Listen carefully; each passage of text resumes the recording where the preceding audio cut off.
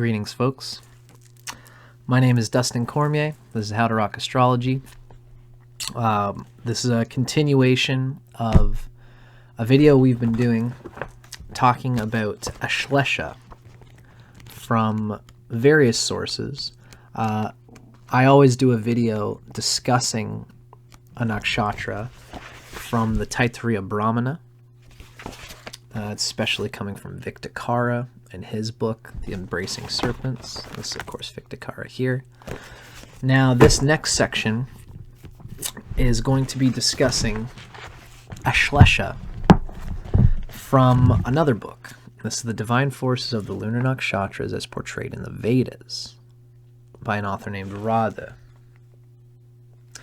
She is a sidereal-based astrologer. So there are times when we are going through this reading where you always have to take what this author reads with a grain of salt.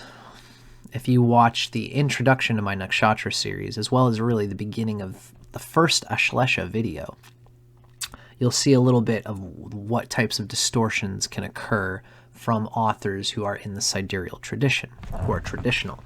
I'm a tropical Vedic astrologer, and so that's why I can be, I don't necessarily consider that the energy of a nakshatra is married to a certain sign. So, in this reading, always keep in mind that we are doing a little bit of research, taking wholesale what this author has to say about what Ashlesha means to traditional Vedic lore. And as I go through, I'll try to mention when I think something is out of tropical fashion. But we're still going to read it because I like to get the take on the texts that have come before us.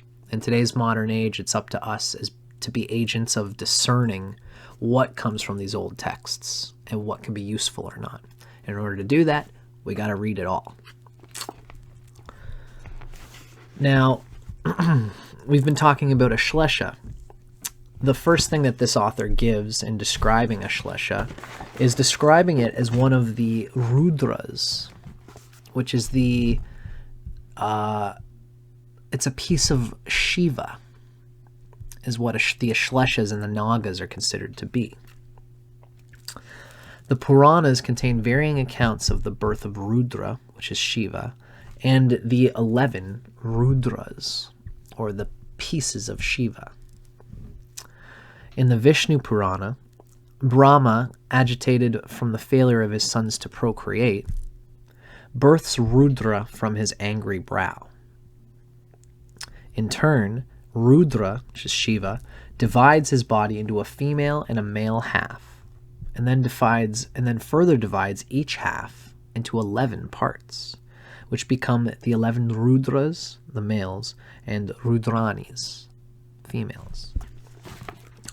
The Rudras, frightening in appearance and of great strength and exploit, protect the gods by abolishing the Asuras, the demons.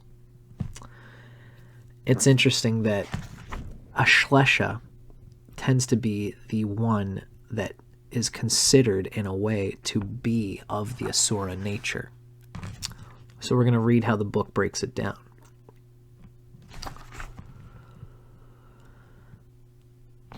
So let's start getting into reading Ashlesha. We've already talked about many of these nakshatras. We've talked a lot about the Aditis and Aditya, the Adityas rather, and the Great Mother Aditi, who is the birther of those in all the Devas.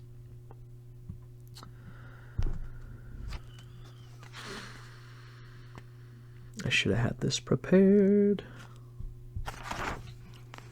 Mula Ashlesha, the mordacious serpents. Ashlesha. Okay, 228.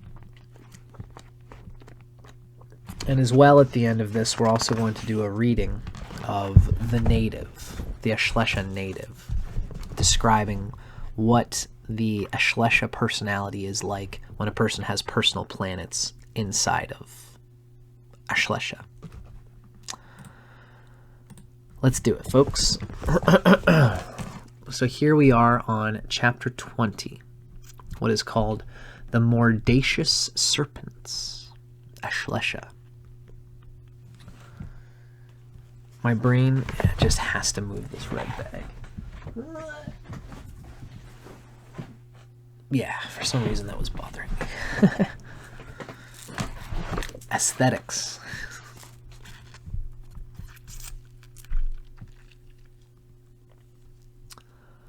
Okay, chapter 20, the Mordacious Serpents, Ashlesha. The first thing we read is an oblation from the Taittiriya Brahmana. We read,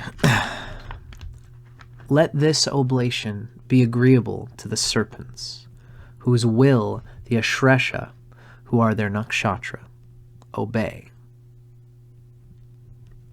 Let the serpents who inhabit the atmosphere and the earth come quickly at our invitation. And to the serpents who are in the luminous sphere of the sun, to those who follow the goddess sky, to those whose desire the Ashlesha, their nakshatra, obey, to those serpents I offer a sweet oblation." We get a little bit of a reading of the serpents as being a part of all of the different worlds in a way. But essentially, for the most part, the Rudras are considered to be of the atmosphere. When you read the Gayatri mantra, Om Bhum Bhuva Svaha Tat Savitur Varenyam, all that stuff. The Gayatri mantra is the great pinnacle figure work of Vedic literature. It's the pinnacle of all Vedic thought and work. I highly recommend you check it out if you haven't already. And in the Gayatri mantra, as in many things Vedic, they consider that there's a triune reality to creation. There's the earth, there's the atmosphere, and there is the sky. The Devas are of the sky, the Rudras and the atmospheric energetic element things are of the atmosphere, and the elements are of the earth. The elementals of earth are tamasic. The Rudras of the atmosphere are rajasic, and the Devas are sattvic, truth. So it's like reality is almost what I'm thinking for like there's elementals, which is tamas. There's passions and emotions of the atmosphere, which is rajasic. It's passionate. Anger and joy in opposite regards. And then there's sattvic, which is perfectly balanced, and that's the Devas. Now, what we're talking about is the Ashleshas, which are considered Rudras, which are passionate. So this is a passion nakshatra. And the word that's given for these Nagas is the embracers.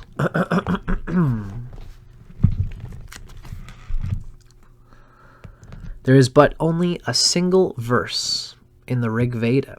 The Rig Veda, that's the oldest one.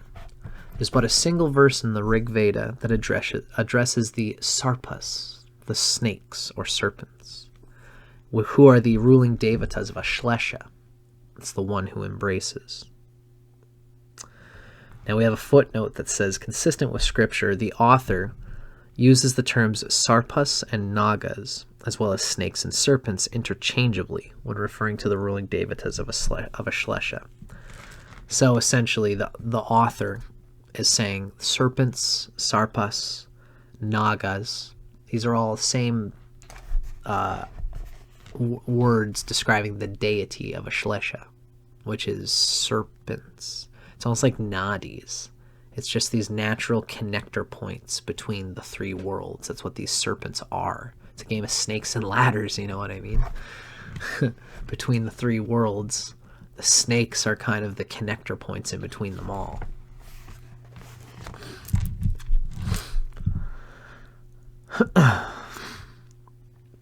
Not surprisingly, the Nagas, the Sarpas, are mentioned in tandem with Nirti, or Mula, the goddess of death and destruction. Those who here we have a quote from the Rig Veda. It's those who destroy and those who, with their evil nature, harm the righteous. May Soma give them over to the serpents, or to the lap of Nirti consign them. In this Rig Vedic stanza, Nirti and the serpents are depicted as deadly forces to be reckoned with only for those who fail to comply with universal law. So whoever goes against the natural law is going to have to face Mula and the serpents.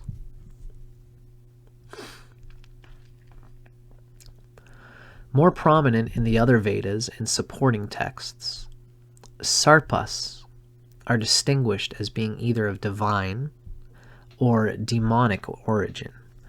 The divine Sarpas are the serpents of Ashlesha.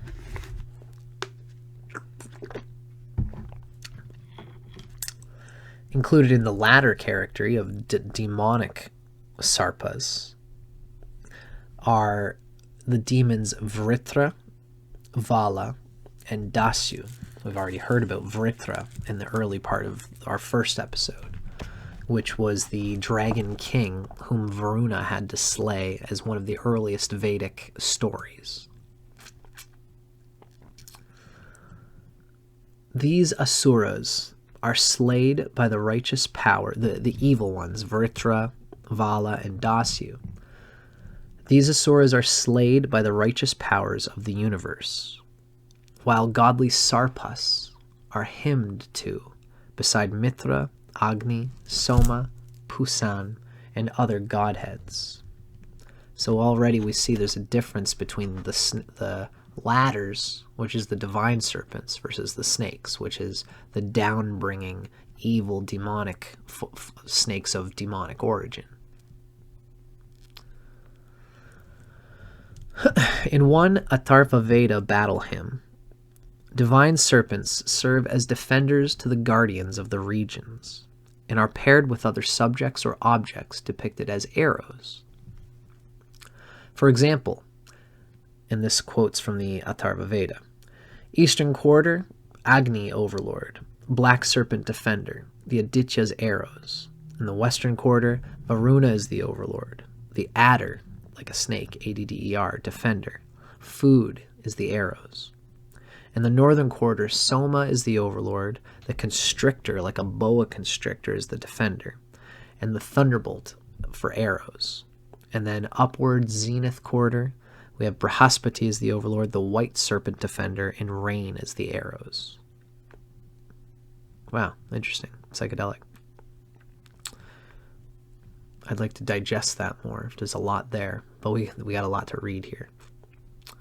Now, in later literature, a divine Sarpa accompanies each of the 12 Adityas during his monthly course around the sun. Takshaka joins Mitra. Ilapatra rides with Indra. Karkotaka assists Bhaga, and so on. This is coming from Srimad Bhagavata by Krishna Dvaipayana Vyasa, Canto 12, Chapter 11. So their function, these serpents who ride with the monthly Adityas, is to serve as the reins of the chariot, the place of controlling the chariot of that Aditya associated with that month. Because, of course, 12 Adityas are associated with the 12 months of the year. And these serpents are like the reins of the chariot, which is a big thing. So during the construction of the sacrificial altar, Sarpas are offered libations for protection. This sacrificial protocol is performed with the same reverence that accorded Rudra, or Ardra, and Nirti, Mula. That is, it is conducted as a gesture of appeasement rather than with hopes of wealth, progeny, and cattle. These deities, or sarpas, guard the fire when kindled. If he were not to offer libations to them, they would suck dry the advaryu and the sacrificer. In that he offers these libations, he soothes them with their proper portion. Neither advaryu nor sacrificer goes to ruin. That's from the Taittiriya Samhita. Of course, to give a little context there, we've been talking in each of these books how the construction of the sacrificial altar is a metaphor for the cosmos, the cosmogony of India. It would be the great yajna, the yajna ceremony. The yajna has 27 stones that circle around. It's got actual soma plants. It's this whole beautiful procedure that used to be done all the time in Vedic times. And the whole procedure is constantly giving oblations to the pieces of the cosmogony of the cosmos, of human consciousness, of the universe. And so that's why mentioning the sacrificial altar is often done so much in this book. There's always a metaphor for what the deity means to the overall cosmos. And so in this case, we're talking about the serpents, right? We also read that the divine serpents come to the aid of the godheads during their endless battles against the demons. They also subjugate the enemies of the Yajamana. We read from Taittiriya Brahmana that the gods and the asuras were engaged in contest. The gods offered in clarified butter a karamba, that's a porridge of barley, to the serpents and to the Ashleshas, who are their nakshatra. With the help of those deities, the serpents and Ashleshas, they, the gods, brought the asuras into subjection. He, indeed, with the help of those deities, brings the rival who hates him into subjection, he who offers that oblation who thus knows it. So, on this occasion, after the cheap oblation, the sacrificer offers the additional oblations, saying, to the serpents, swaha, to the Ashleshas, swaha, to the Dandashukas, the mordacious serpents, swaha. That comes from Taittiriya Brahmana. And it really goes to show that it'd be interesting to consider giving oblations to the serpentine energy if you have any prominent placements of Ashlesha. I'm thinking about it myself because as I've said in my previous video, I've got the ascendant in Ashlesha. So that is something very interesting. Mother to all the Sarpas is Sarparagni, the queen serpent.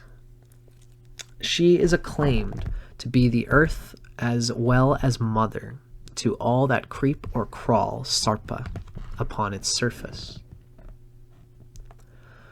Recall that Aditi, which is who holds the Punarvasu Nakshatra, represents the nourishing qualities of the earth, and Nirti, Mula, its barren and hollow aspects. So Mula is kind of the opposite of Punarvasu in that way. It holds its barren, hollow aspects. Sarpagni is the self-renewing or regenerative nature of Mother Earth. Sarparagni is the self-renewing or regenerating. So Aditi is the nourishing quality, Mula is the dead quality, and Sarparagni is the intermediary that is going between the two, regenerating always back to Aditi.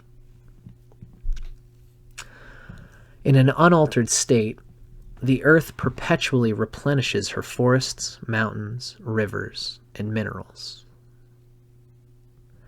The Earth's ability to maintain a sustainable environment is similar to a snake's shedding of its worn-out skin, a process which allows renewed growth and vitality.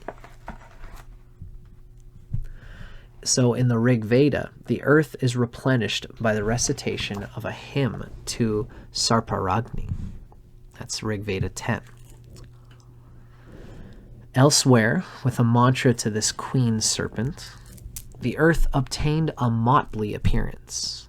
She became variegated, being able to produce any form that she might like, such as herbs, trees, and all other forms. That comes from the Aitareya Brahmana. Most curiously, the Brahmanas mention divine serpent rishis. For example, the Aitareya Brahmana tells of serpent rishi Arbuda, whose mother is Kadru. That comes from Aitareya Brahmana, chapter 6. According to the Puranas, Kadru gives birth to all royal sarpas, such as Ananta, Vasuki, and Takshaka. Very interesting. Vasuki. I know I should know who Vasuki is, but it's not coming to me. That's okay.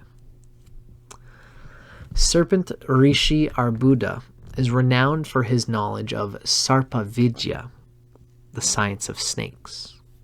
And that's a codified body of Vidya, often considered almost to be a fifth Veda.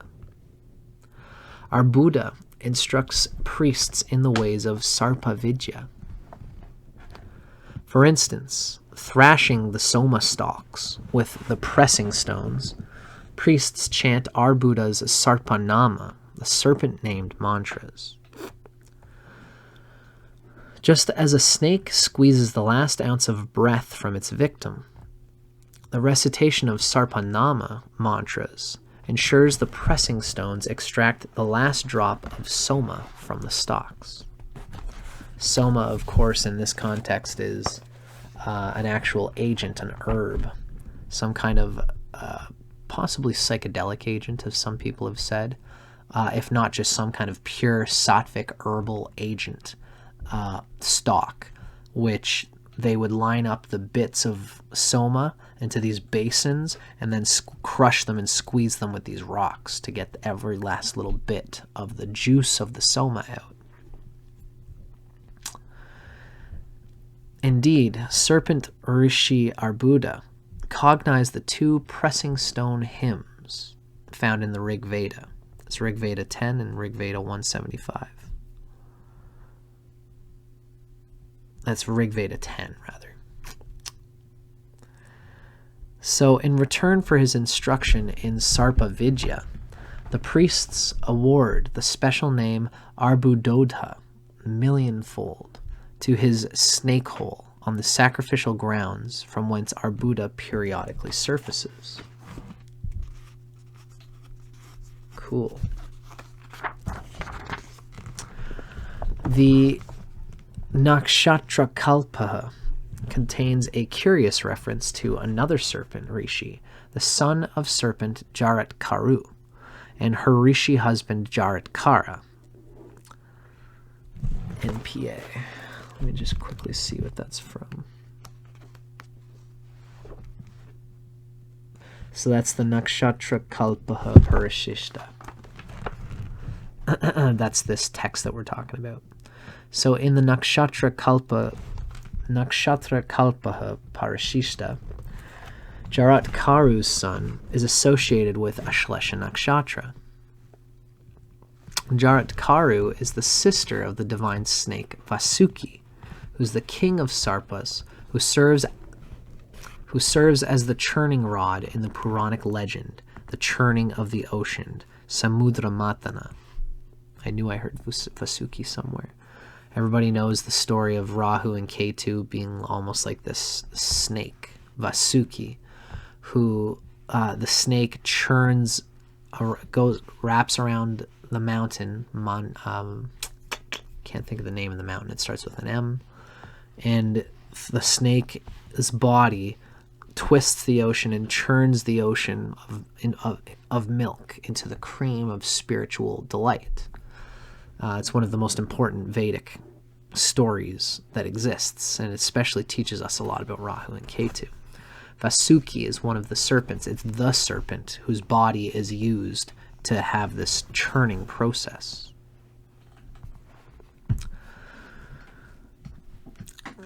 And Jarat Karu is the sister of Vasuki.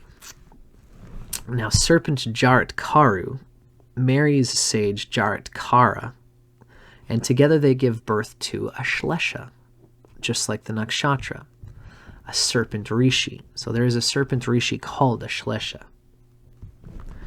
The serpent rishi Ashlesha is renowned for his heroic endeavors during the Sarpasatra, the great snake yajna. And that's a sacrifice wherein thousands of snakes are burned alive. The Sarpasatra and Samudramatana legends are recounted later in this chapter. That's kind of sad that that is where that's at. I've heard of such things. Mass burning of snakes. When commenting on Ashlesha's foundation from above and below, which is what we've discussed as the Taittiriya Brahmana Sutra in our previous video. Now, when commenting on Ashlesha's foundation from above and below, Pattabhaskara adds that Vishashleshana, the power of poisonous burning, is the Shakti of this nakshatra. And we hear a quote here that comes from the Taittiriya Brahmana, with the commentary of Pattabhaskara Mishra. So, Pattabhaskara Mishra says, Ashlesha belongs to the snakes. The root shris or shlis means to burn. It is by the poisonous fire of snakes one should burn and become of three kinds. Above are those who return, come back to be seen, and possibly reincarnate. That's what the author muses here. In the middle of the self of time is a power, a Shakti of poisonous burning. That's Vishashleshana. And then below are those who rush towards and make others tremble and sweat, etc. So either way, this power of poisonous burning is related to the Shakti energy of this nakshatra. While never expressly tagged as Rudras in the Vedic literature, the Sarpas display many of their traits. They are unpredictable, swift, violent, and dangerous. True to their Rudranic lineage, they ruthlessly and abruptly take the lives of those not aligned with universal laws. Like Rudra himself, the divine Sarpas are offered sacrificial oblations for appeasement rather than for boons. So people don't, Shiva is kind of the protector, one of the many protectors of the law and of rule and of justice in the cosmos. So when people give oblations to the Sarpas, just like the Rudras, all the Rudras, it's done to appease them rather than to ask for a boon.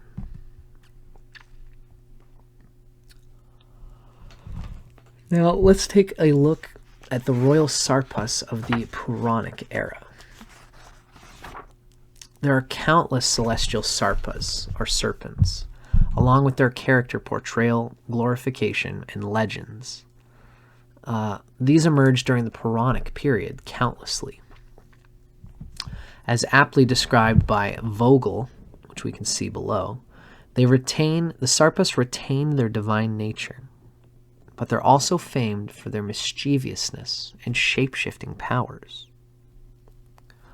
The author notes that, interestingly, Indra's Puranic wife Shakti is the daughter of Puloma, who's a serpent chief.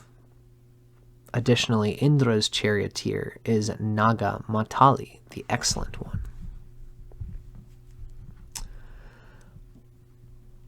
The Nagas may assume various forms. Takshaka, a sacred Naga, appears at one time as a naked mendicant, at another as an old Brahmin, and on a third occasion as a little worm, but his proper shape is that of a snake. They may adopt yet other forms besides those of men and beasts. When the disobedient snakes, having been cursed by their mother, held council to frustrate the serpent sacrifice, some of them said, "Let us change ourselves into thunderclouds and quench the sacrificial fire by means of showers and rain." In one of the Mahabharata cantos, in which the battle of Kurukshetra, the field of the Kurus, is described, we read of a Naga Aswasena, the son of Takshaka, who, in the shape of an arrow, enters the quiver of Karna in order to take revenge upon Arjuna. Wow. It's the Indian serpent lore, or the Nagas in Hindu legend and art, page 49. Now, 2 lineages of snakes are illumined in the Puranas. Kadru gives birth to all royal snakes, while her sister Surasa is responsible for the birth of millions of working-class snakes. Of Kadru's children, Vasuki and Takshaka are well known for their rulership over the snake kingdoms. Vasuki lords over royal serpents, and Takshaka, a serpent whose actions lead to the great Sarpasatra, rules the working-class serpents. So obviously there's like royal serpents, and then there's more regular working-class serpents in the Puranas. Puranas are interesting because they aren't always considered as holy as the Vedas. They're more like stories, they're more cultural than religious in a lot of ways. The Puranas, that is. Now, the abode of the Nagas is Patala, and that's the lower region, described by the illustrious Narada Muni to be more extravagant and grandiose than even Indra's heavenly abode. We have a quote from the Vishnu Purana, which says, "What," exclaimed the sage, "can be compared to Patala, where the Nagas are decorated with brilliant and beautiful and pleasure-shedding jewels, where the rays of the sun diffuse light and not heat by day, and where the moon shines by night for illumination, not for cold. There are beautiful groves and streams and lakes where the lotus blows, and the skies are resonant with the koil's song. Splendid ornaments, fragrant perfumes, rich unguents, the blended music of the lute and pipe and tabor. These and many other enjoyments are common in the abode of Patala." We already discussed this a bit through Vic's book earlier in the previous episode on Ashlesha. Now, in India, snakes are worshipped and honored each year during Naga Panchami. Included among the Sarpas celebrated on this day is Ananta, or infinite Sesha, the great hooded snake upon whom Vishnu rests between periods of creation. Ananta Sesha has 1,000 jewels in his crests and 1,000 heads. According to the Vishnu Purana, the ancient sage Garja, having propitiated Sesha, acquired from him a knowledge of the principles of astronomical science, of the planets, and of the good and evil denoted by the aspects of heaven. Garja authored the Garja Hora, a famous treatise on astrology. Anantasesha is said to reincarnate with each great incarnation of Vishnu. For example, during Vishnu's second incarnation as a tortoise, Anantasesha reincarnates as Vasuki. During Vishnu's Sri Rama incarnation, his seventh great form, Anantasesha is Rama's brother Lakshmana. Interesting. And when Vishnu incarnates as Krishna, his eighth avatar form, Anantasesha is his brother Balarama. Cool, dude. Amazing. In addition to Anantasesha, Vasuki and Takshaka, hundreds of other Sarpas are renowned in the Puranas and the Mahabharata for their divine traits and feats. They play pivotal roles in several legendary stories, including the Samudra Mathana. It's the churning of the ocean. That's what that story is called. The Samudra Mathana is the churning of the ocean we talked about, as well as the Sarpasatra, the great snake Yagna, and as well as the burning of Khandava forest, which is a story from the Mahabharata. The first two are recounted in the following sections of this chapter. Cool, so we're going to hear... Sick, this is fun. So we are about to hear about Samudra Mathana, and that's the churning of the ocean. And this is one of the great stories of astrological lore to be shared from Vedic literature. This is the churning of the ocean. Like I said, there was, we're about to hear the whole story, but this whole story is about how humanity needs to churn what is within its soul using what's come in the past, Ketu, and integrating that into what is desired for the evolutionary purposes of the soul through Rahu. Churning these two together, so integrating them, so we're not too stuck in the past, but yet we're not so far into the future that we can't find center and strength in what we have been in our essential nature. Because much of our essential nature is in the past, is in our soul, is in Ketu, but not all of it. We need to integrate what's inside of Rahu. Keep only the good of both. That's why the churning of the ocean of milk brings out the cream of the true self. And that's what this story is all about.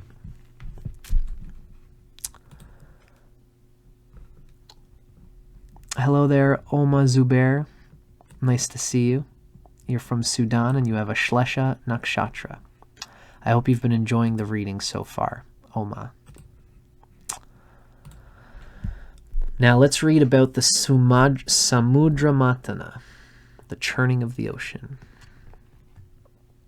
Once, the power of the demons became so great that the Devas became gravely concerned, and they approached Vishnu for counsel. Recognizing the severity of their situation, because the serpents were becoming so great, Vishnu advises the Devas, the holy deities, the Devas, to recover the vessel of Amrita, the nectar of immortality, lying at the bottom of the celestial ocean. The consumption of Amrita, says Vishnu, will ensure the immortality of the Devas, while the demons will eventually just simply become extinct. Taking Vishnu's advice to heart, the Devas devise a grand scheme. They will retrieve the Amrita by churning the great celestial ocean. Their plan is to place Mount Mandara, one of the tallest mountains, on the floor of the ocean to act as a churning rod. But they find that a rope is needed to churn the great mountain. They seek permission from Snake Vasuki to use his long body as a cord to be wrapped around the mountain. Now, realizing that Mount Mandara is likely to sink to the ocean floor, the Devas ponder a solution. Vishnu offers to assist by incarnating as Kurma, a giant tortoise, which is metaphorical for Saturn, according to my teacher Ernst Wilhelm, if you understand it correctly. Now, having placed himself firmly on the bottom of the ocean, Mount Mandara is positioned upon the great tortoise Kurma's back. Then Vasuki wraps himself around the mountain as a churning rope. The Devas convince the Asuras to assist them by claiming that the Amrita will be shared amongst all. Right, so the Devas convince the Asuras that the Amrita will be shared. They line up on one side, holding Vasuki's tail, while on the other side, the demons firmly grasp Vasuki's head and neck. With everything in place, they begin to churn the great ocean with great earnest and excitement. Now, to everyone's surprise and alarm, the first thing to appear out of the ocean is a deadly violet-blue poison, halahala. The poison soon fills the entire region, threatening to destroy all the worlds. Shiva graciously steps forward and offers to swallow the poison. Upon doing so, his neck turns blue, and hence Shiva is respectfully called Nilankanta, the blue-necked one. Very interesting sort of psychedelic imagery there. Shiva, the absolute consciousness, is the only thing that can get through and endure the pain of the poison of discipline and the difficulties that can come from it. After the deadly poison is consumed by Shiva, many wonderful treasures emerge from the ocean's depth. Among them is Kamadhenu, a wish-fulfilling cow, who is gifted to the Sapta Rishis. Varuni, the goddess of wine, emerges and is immediately claimed by the Asuras. A white-winged elephant named Airavata, as well as a wish-fulfilling tree, the Kalpavriksha, next appear. Airavata is awarded to Indra as his Vahana, his celestial vehicle, and the Kalpavriksha tree is planted in Indra's celestial garden. To everyone's amazement, they watch as the moon itself surfaces from the ocean's floor. As a gesture of appreciation for consuming the halahala, Shiva is gifted the moon, which he places on the top of his head for adornment and safekeeping. I didn't know that. This is such good stuff. Lakshmi, a goddess of great beauty, next appears from the ocean and immediately chooses Vishnu as her consort. Many other divine gifts continue to emerge from the churning efforts of the Devas and the Asuras. However, Vasuki, acting as the churning rope, has not been rewarded for his efforts, so the gods respectfully request Brahma to bestow a boon upon Vasuki. Consenting, Brahma informs Vasuki of an ominous event. There will come a time, says Brahma to Vasuki, that your relatives, along with the entire snake kingdom, will be incinerated in a great snake yajna performed by a king named Janamejaya.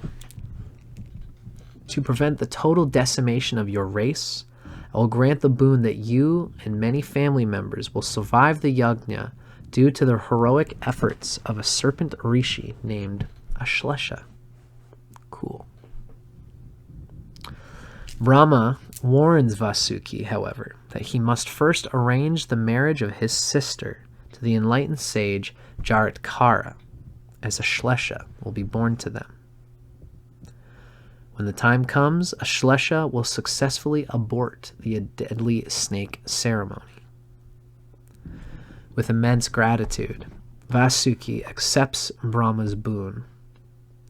And then we'll see in the next section what happens with the Sarpasatra, the great snake yajna. But let's continue our story first of the churning of the ocean. Finally, Dhanvantari appears from the depths of the ocean, dressed in golden garments and carrying a bundle of herbs, the treatise of Ayurveda, a leech, which is used in Ayurveda to detoxify the blood, and the vessel of Amrita. Dhanvantari hands the Amrita over to the Devas for their consumption.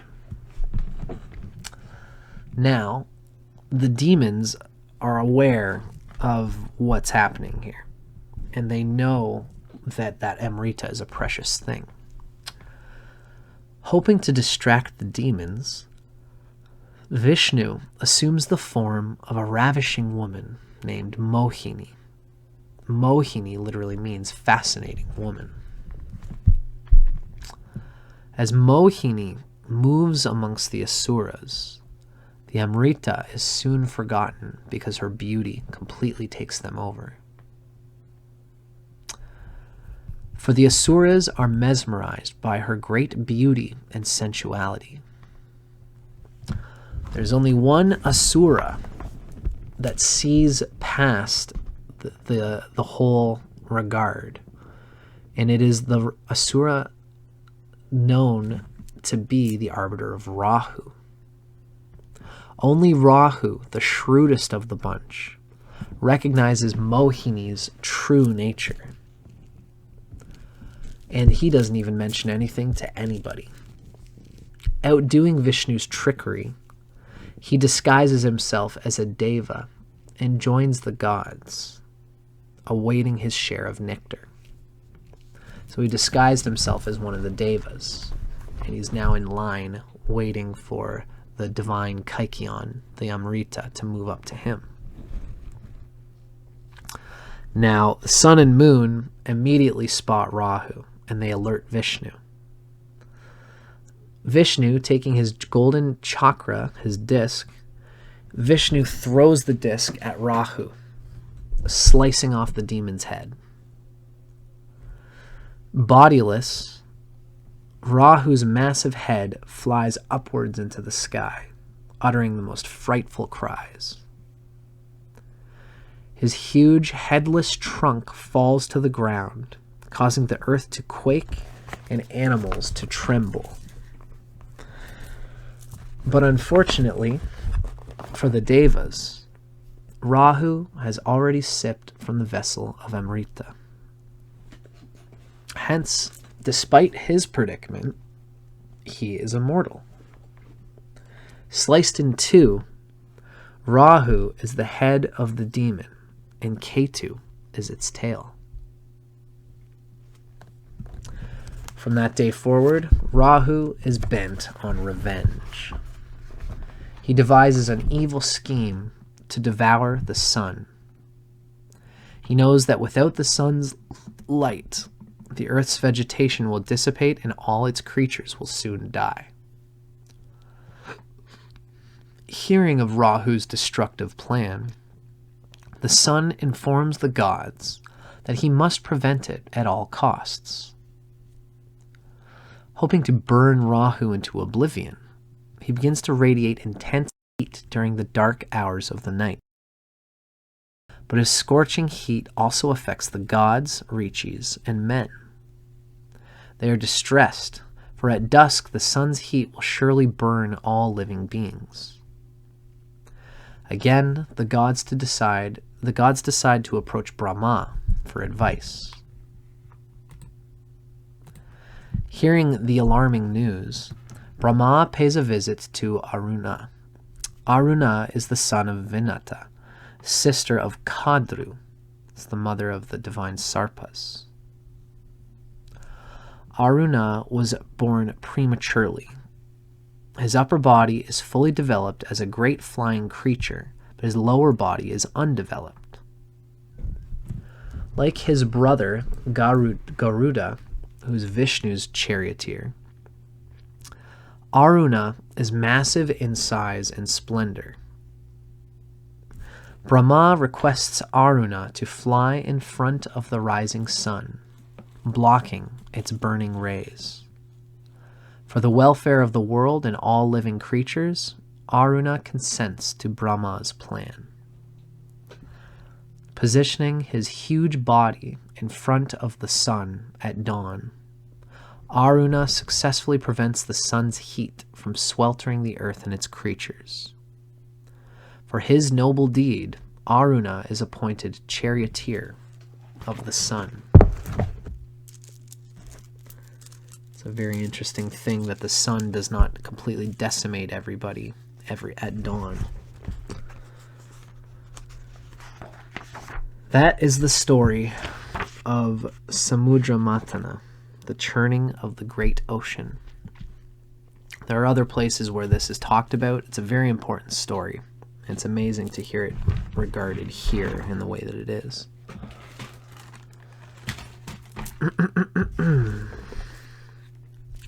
So now that we've heard about the great churning of the ocean, let's hear about this sapasatra that we've talked about. And this is the great snake yajna, sacrifice ceremony.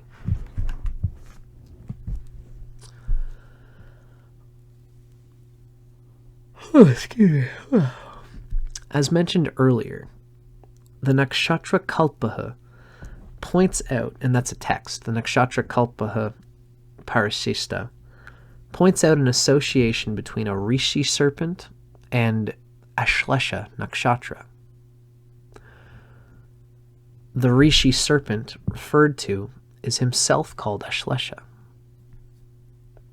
Born to Jarat Karu, the serpent sister of Vasuki, and Rishi Jarat Kara, Ashlesha the Rishi is half serpent and half Rishi.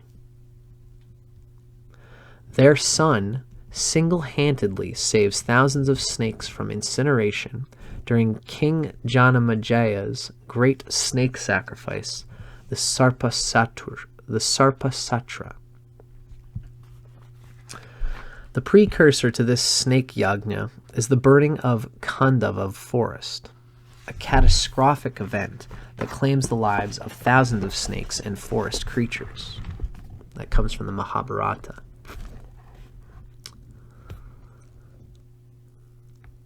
It actually happened twice, so that might not be the Mahabharata. It might have been the older one. Now, in revenge for the death of his wife, serpent Takshaka kills King Parikshit. On that fateful day, Parikshit's son Janamajaya takes a gruesome oath to avenge the assassination of his father by performing a great yajna that will annihilate all remaining snakes.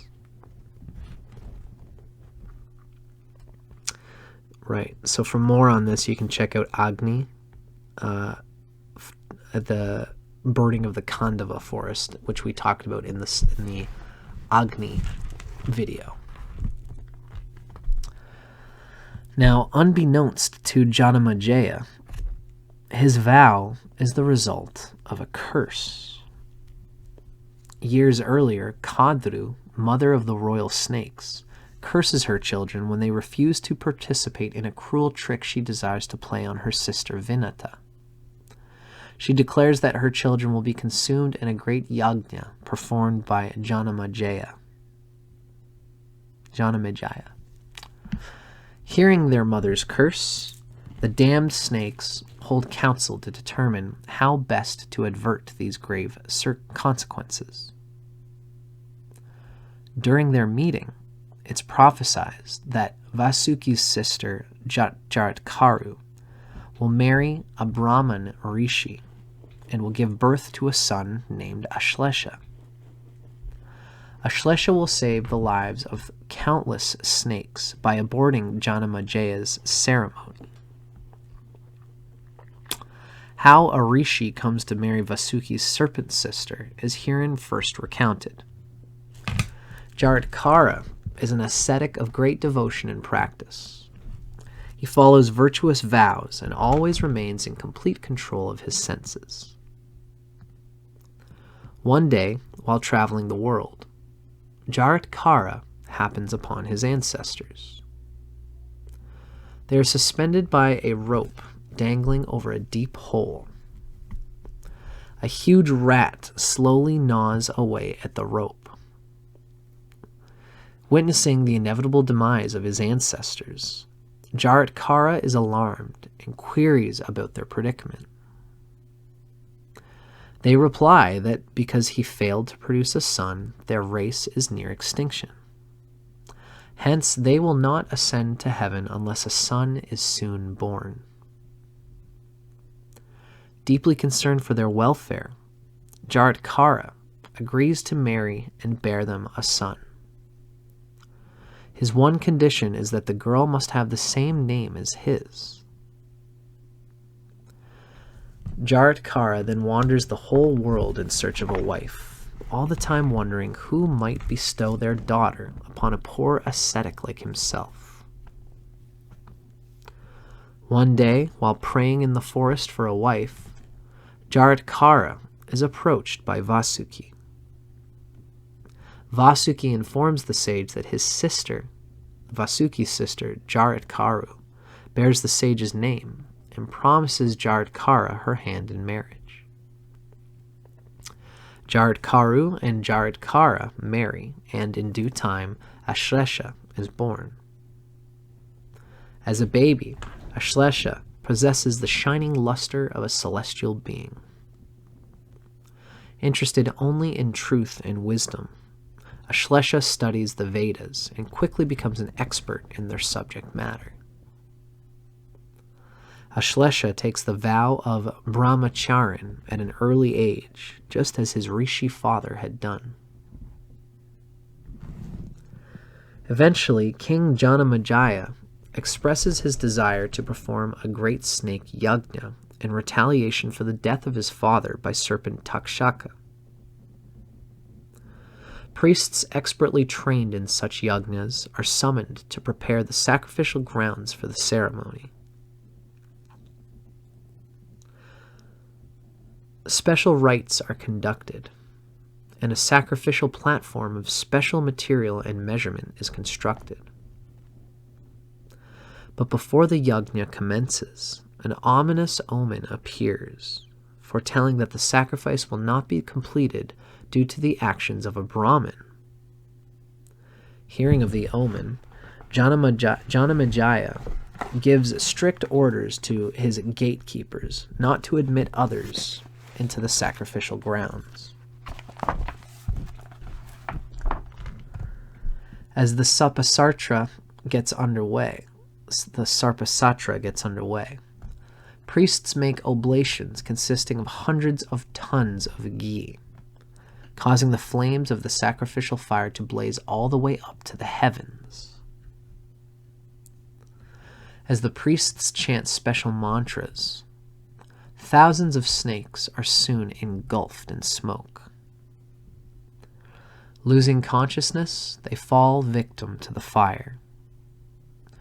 Rivers of fat from the dead snakes flow, and the stench of their burning bodies fills the air. Hearing of Janamejaya's yajna, Takshaka immediately rushes to Indra's abode for safety. Meanwhile, witnessing the senseless destruction of his family and friends, Vasuki is increasingly distraught, but he himself is weakened and afflicted by the heat of the sacrificial fire.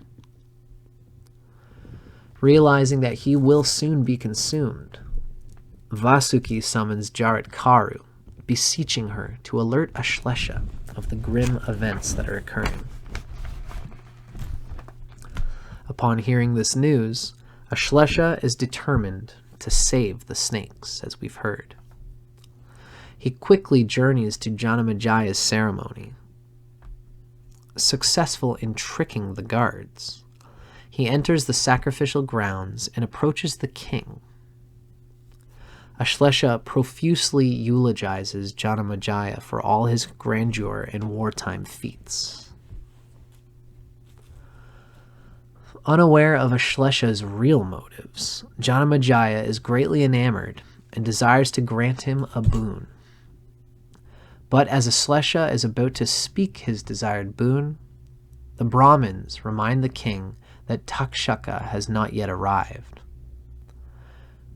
To grant a boon now, they tell Janamajaya, might put at risk the desired sacrificial results, which is the death of Takshaka.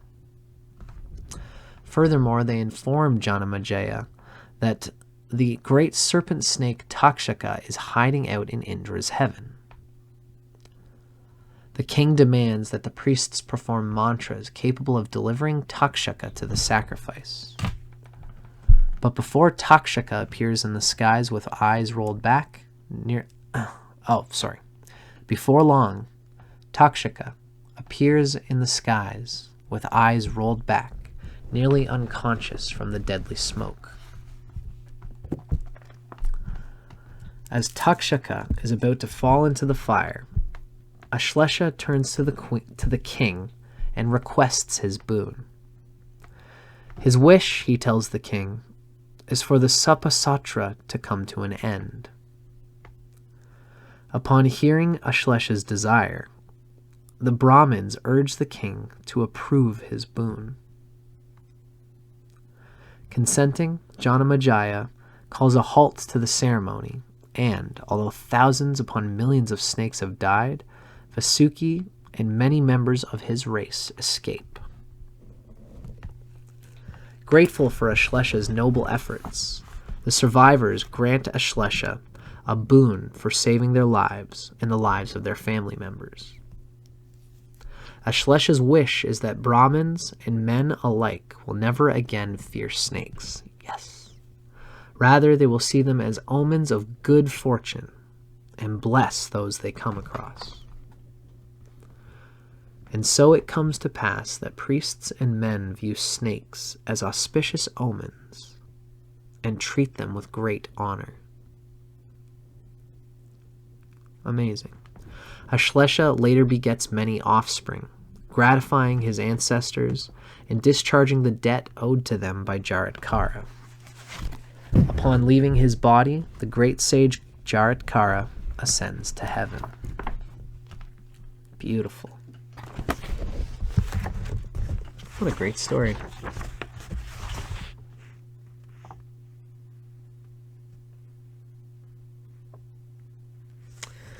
It's cool. I'm noticing that there's an oblation of the Taittiriya Brahmana in this book.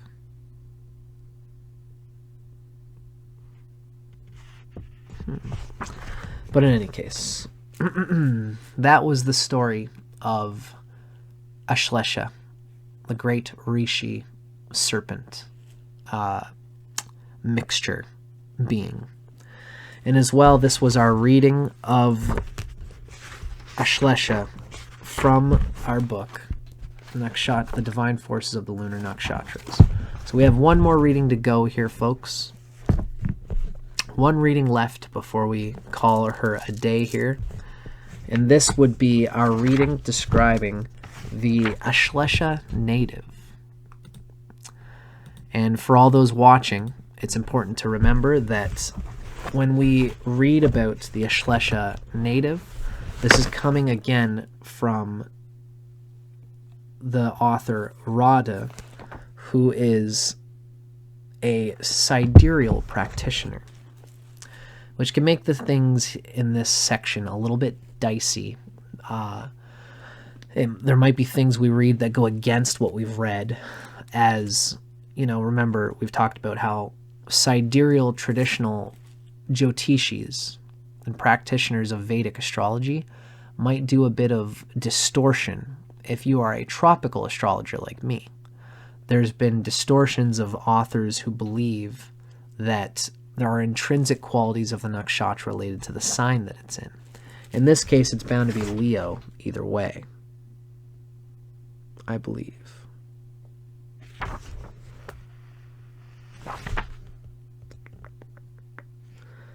I'm pretty sure that the sidereal people also have Ashlesha. Oh, it might actually be in Cancer. Yeah. So Ashlesha really takes on a lot of the quality of Cancer for this reading. So this is why we have to, that's why we did the first part of this video, which is being mindful of the distortions possible when we talk about the character quality of Ashlesha. However, it's still useful for us to see what the old idea of Ashlesha is. We've just got to be discerning. We've got to separate the wheat from the chaff. Because this author often does still have a pretty cool and interesting depiction of the character qualities of the nakshatras that she talks about. And this can be essentially for anybody with lots of planets. Oh, excuse me. With lots of planets in a nakshatra, with an ascendant in a nakshatra, even with any important angular trine in this nakshatra. The ascendant lord in this nakshatra will be relevant as well, but especially the moon. When you have the moon in Ashlesha, this is going to be the character quality that you can expect from the Ashlesha native. The moon is the most connected. It's the lunar mansions, right? The nakshatras are the mansions of the moon. So if the moon is in Ashlesha, this will be very telltale and descriptive of the character qualities of that person. So now this is the native, the Ashlesha native. What are they like? Many of the native's personality characteristics are garnered from the nature and symbolism of snakes. The snake's shedding of skin is indicative of initiation, as well as transformation and rebirth. While shedding its skin, the snake undergoes a period in which its eyes cloud over and its sight is severely hindered. This necessitates hibernation in a safe place for several days. Once the skin is shed, his eyes become clear, allowing the snake to see the world distinctly again. True to the serpent nature of this nakshatra, the native undergoes major transformations in life, each time seeing the world and its truths more clearly. Yeah, I can really relate to that.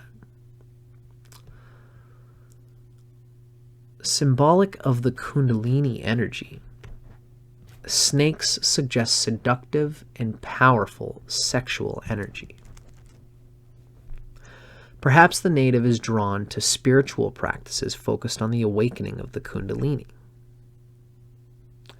He may also be a sex therapist, or a sexual education teacher, or even perhaps a professional hypnotist or a snake charmer. And if not a hypnotist, then perhaps the native has hypnotic-like eyes. For similar qualities are found in snakes who, lacking eyelids, possess an unblinking hypnotic type of stare. Depending on the tenure of the chart, the Ashlesha native may be particularly adept in the art of seduction, which leverages their ability to captivate and charm others through sensual allure. Alternatively, they may be the victim to such crafty practices as well. Now, we can take, for example, Marilyn Monroe, who, according to the author, has Ashlesha Lagna, so her ascendant must be around the same place as mine. My ascendant is around 13 degrees Leo. Tropical. Marilyn Monroe reports being sexually assaulted from an early age while living in various foster homes. In her early 20s, Monroe began her career as a model, which eventually presented opportunities for her in the film industry. As an actress, she was soon quickly typecast as the seductive dumb blonde. She went on to become the world's biggest sex symbol ever. Happens to have Ashlesha Nakshatra on her lagna. Very interesting. Now, snakes also symbolize ancient mystical knowledge and the hidden subconscious. Such aspects support an interest in psychology, the occult, and all things mystical. Healing fields addressing deep mental and emotional disorders, mental instability, neurosis, hysteria, manic depressive tendencies, systemic hallucinations, etc., or past life trauma. These are all supported by Ashlesha. So these are healing fields that address these mental issues. Likewise, the native may be drawn to modalities requiring the application of poisons, dangerous substances, or even untested drugs. This includes chemotherapy, radiation, and experimental drugs, as well as psychedelics in my case. It's very interesting to read this. As with each nakshatra, a murkier side surfaces, given the right chart conditions and the appropriate planets. By observing the conduct of snakes, we are afforded a glimpse into possible behavior of this darker side. When surprised, certain snakes abruptly rise up and strike with a death-inflicting bite. Similarly, there can be a strong defensive nature in this native. Untrusting and always alert. The native is ready to pounce when a threat is perceived. If caught off guard, he operates on a strike first, ask questions later basis.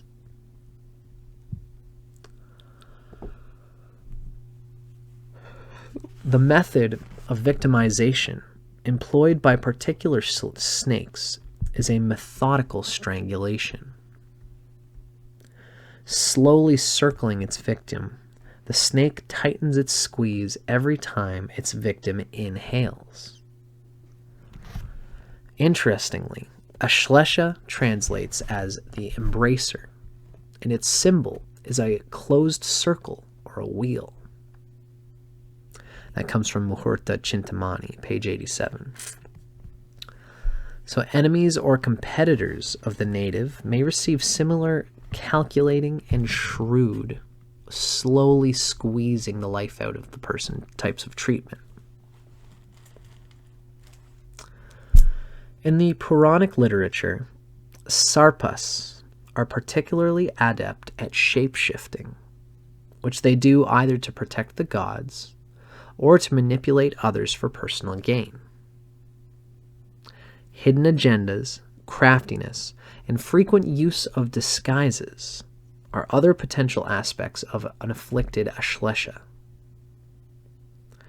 The native's chart must be carefully analyzed in order to distinguish between a deadly venomous snake and the rather charming and useful garden snake. Of course, it always depends on the chart to see how any nakshatra qualities are going to ultimately play out.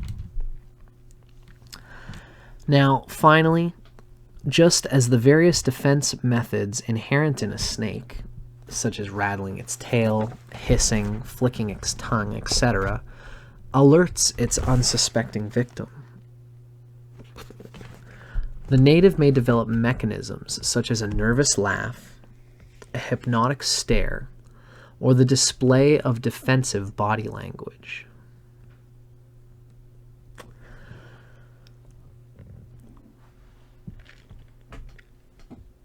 Despite the potential adverse consequences of Ashlesha, the fact remains that under supportive chart conditions, this nakshatra can produce great healers, therapists, shamans, and mystics. A perfect example of the many positive aspects of Ashlesha is seen in the life and accomplishments of Mahatma Gandhi, whose moon was in Ashlesha, according to Astro Databank. Gandhi became one of the most influential and powerful individuals in India. Best known for his principle of satyagraha, which is passive resistance, Gandhi was instrumental in India's independence, and he didn't do it through any overt war. He did it by slowly squeezing the British Raj with the forces of his people. Sick. Dope. A quiet and shy man during his early years, Gandhi underwent a major personal transformation while in South Africa. Witnessing discrimination and victimization of Indians in this country, Gandhi became an impressive public activist who spent the rest of his life protesting against discrimination and manipulation of others. Eventually, Gandhi took the vow of brahmacharya, which is in part a vow of celibacy. There remains much controversy over Gandhi's carnal experiments as a brahmacharin, and indeed his sexuality became a very public aspect of his life. I've heard examples that, Gandhi used to surround himself with beautiful young women, and he would sit and he would stay and retain a state of meditative composure and focus within as the temptations of the young women around him were there.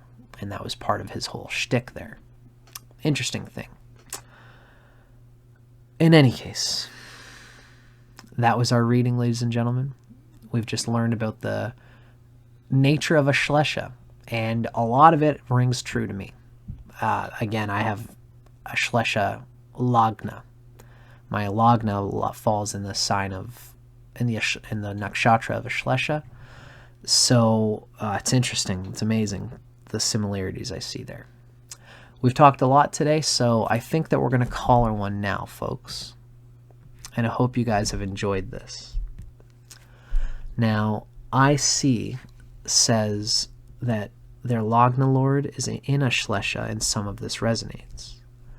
I know Marilyn Monroe is often referred to when people describe Ashlesha women in terms of appearance. Right. She certainly is. And we'll get a good look at what Ashlesha looks like by taking a peek at Marilyn Monroe. So Marilyn Monroe is said to have some of this serpentine, snake-like sexual aura and energy because she has Ashlesha on her ascendant. It's very interesting to see and to get a glimpse of how her face looked and how she could use and have that sort of allure. I mean, this is very classic Marilyn Monroe, using her body, her looks, her sexuality, almost in an indirect way. I'd almost like to show that as one of the pictures, as a main picture of this energy. We talked about how Ashlesha has an indirect sort of energy, and this perfectly describes it. She's like, oh, excuse me, this wind coming up my skirt is just an accident, and it's showing her legs, but it seems to be very conscious of a decision in this sort of sense, right? She really has a drawn back sort of look to her. Like she's not necessarily, she's giving it away, but she looks cheeky.